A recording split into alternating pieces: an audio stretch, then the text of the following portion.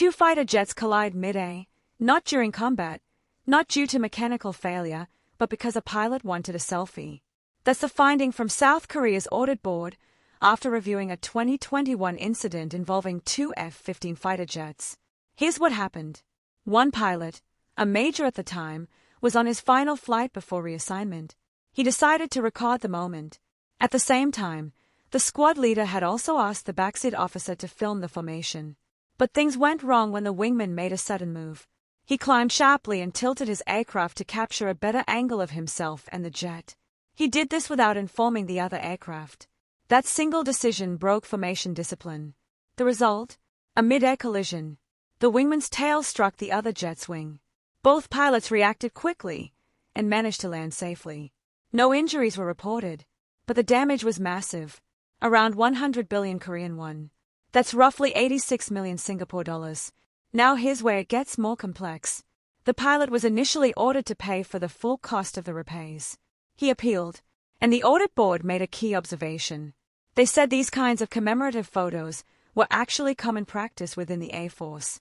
In other words, this wasn't just one pilot acting alone. There was a culture where such behavior was tolerated, or at least not clearly regulated. So the board reduced his liability to just 10% of the total cost. That raises a deeper question. If risky behavior becomes normal over time, who is really responsible when something goes wrong? The individual, or the system that allowed it? The Air Force has since apologized. One of the pilots was suspended and later left the service. Regulations are now being tightened. But the bigger issue may not be the selfie itself. It's what the incident reveals about discipline in high-risk environments. Fighter jet operations depend on precision, communication, and strict adherence to protocol. Even a small deviation can lead to catastrophic outcomes. This case didn't end in tragedy, but it easily could have. And it highlights something we are seeing more often across different industries. The blending of personal moments with professional responsibility.